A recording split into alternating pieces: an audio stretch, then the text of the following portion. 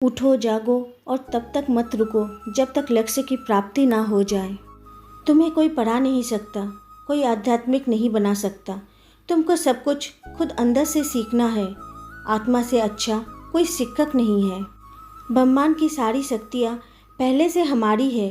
वो हम ही है जो अपनी आंखों पर हाथ रख लेते हैं और फिर रोते हैं कि कितना अंधेरा है। दिल और दिमाग के टकराव में दिल की सुनो। एक समय में एक काम करो और ऐसा करते समय अपनी पूरी आत्मा उसमें ढाल दो और बाकी सब कुछ भूल जाओ। जब तक आप खुद पर विश्वास नहीं करते तब तक आप भगवान पर विश्वास नहीं कर सकते। हम वो है जो हमें हमारी सोच ने बनाया है। इसीलिए इस बात का ध्यान रखिए कि आप क्या सोचते हैं। शब्द गौण है, विचार रहते हैं, वे दूर तक यात्रा करते हैं। जैसा तुम सोचते हो वैसे ही बन जाओगे। खुद को निर्बल मानोगे तो निर्बल और सबल मानोगे तो सबल ही बन जाओगे। कुछ मत पूछो, बदले में कुछ मत मांगो। जो देना है वो दो, वो तुम तक वापस आएगा, पर उसके बारे में अभी मत सोचो। किसी की निंदा ना करें।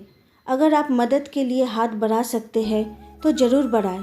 अगर नहीं बढ़ा सकते तो अपने हाथ जोड़िए, अपने भाइयों को आशीर्वाद दीजिए और उन्हें उनके मार्ग पे जाने दीजिए। यही दुनिया है। यदि तुम किसी का उपकार करो तो वो लोग उसे कोई महत्व नहीं देंगे, किंतु ज्यों ही तुम उस कार्य को बंद कर दो वे तुरंत तुम्हें बदमाश प्रमाणित करने में नहीं हिचकिचाएंगे। मेरे जैसे भावुक व्यक्ति अपने सगे स्नेहियों द्वारा ठगे जाते हैं। यदि स्वयं में विश्वास करना और अधिक विस्तार में पढ़ाया और अभ्यास कराया गया होता तो मुझे यकीन है कि बुराइयों और दुख का एक बहुत बड़ा हिस्सा गायब हो गया होता। यदि परिस्थितियों पर आपकी मजबूत पकड़ है तो जहर उगलने वाला भी आपका कुछ नहीं बिगाड़ सकता। हर काम को 3 अवस्थाओं से गुजरना होता है: उपहास, विरोध और स्वीकृति। शिक्षा क्या है? क्या वो पुस्तक विद्या है? नहीं। क्या वो नाना प्रकार का ज्ञान है? नहीं, यह भी नहीं। जिस स्वयं के द्वारा इच्छा शक्ति का प्रभाव और विकास वश में लाया जाता है और वह फलदायक होता है, वह शिक्षा कहलाती है।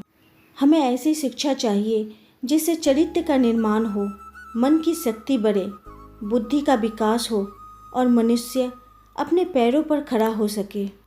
धर्म कल्पना की चीज़ नहीं है, प्रत्यक्ष दर्शन की चीज़ है।